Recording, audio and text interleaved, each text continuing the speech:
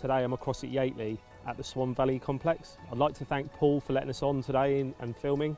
I don't live too far from Yateley, but it's been lovely to come back. I haven't been over here for a number of years. We all know how historic Yateley is. So yeah, it's great to come over. We arrived early this morning. The air temperature's really quite high. We found some fish quite quickly. So hopefully there's a chance of a fish or two on this actual session. But what I'm going to do is I'm going to talk you through some of the really important changes that I adjust to my approach through the winter. So I fish throughout the year and I do go consistently in the winter, but I do make some very important changes to the way I approach winter to stay comfortable, to optimise my chances and ultimately put fish on the bank.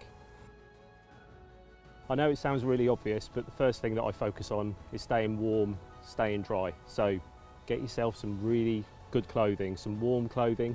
I wear multiple layers so I can very quickly take the outer layers off, because you can get really warm when you're pushing your barrow, right? So you need to be able to take layers off, put layers back on. I focus on that. I focus on my footwear. So you're going to be walking through lots of mud, lots of rain.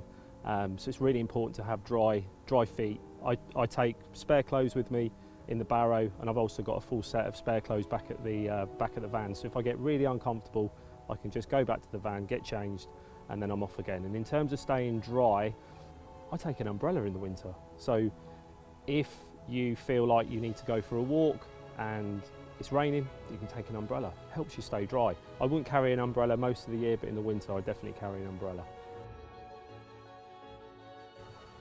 Locating the fish is also really, really important.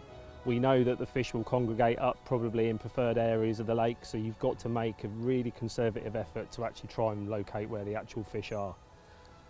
I go fishing every 2 weeks and I focus on getting in the lake, even if it's just for an hour, have a little walk round. You can locate fish quite quickly during the winter. You might not see everything on every visit, but there may be something that you see in the lead up to your session that can give you an initial place to start. I'm always scanning on socials or tuning into what the bailiffs have got to offer. I try not to get too distracted by that. So yeah, make a conscious effort to try and find where the fish are. The other thing what I'll do when I'm fishing is I will create a time window in my head where I will reel my rods in, I will purposely go for a good recce round and to see if I can actually find something while I'm there. I don't want to feel too rooted. If I haven't seen anything, then I'll get on my feet and I'll start walking and I'll see if I can locate them. The other thing I keep my eye on between sessions is changes in weather patterns. So we all know the climate's changing, weather patterns change quite quickly. So any sudden shift in general weather conditions across winter can be really, really productive. So obviously high winds, changing wind direction, anything that can just stir it up from being fairly plateau and very stationary. I'm looking at those. And even I'll have conversations with my girlfriend, and I will try and change my fishing dates around if there are big shifts in wind patterns or sudden shifts in air temperature. I'm out today and it must be 13, 14 degrees. It's completely different than it was a week ago.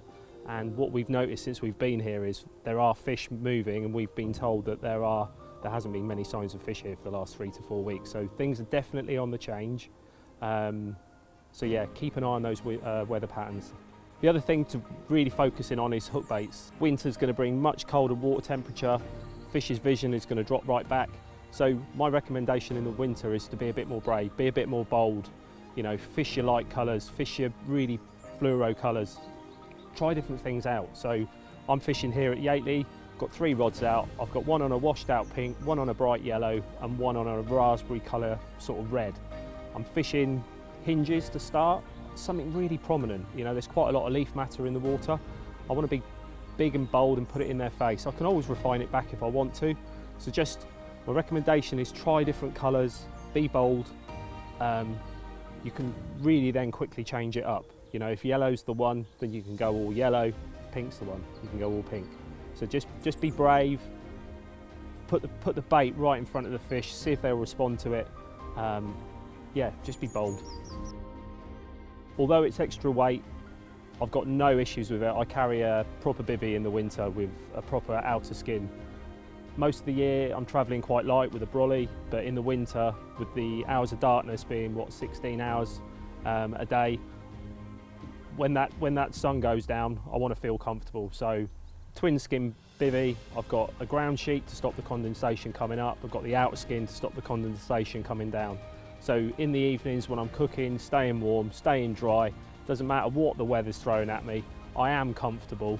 Like I say, it is a sacrifice, it is more weight, but at the end of the day, I don't think there's anything more satisfying actually than having a brew in the evening, knowing that you've got a nice warm shelter around you.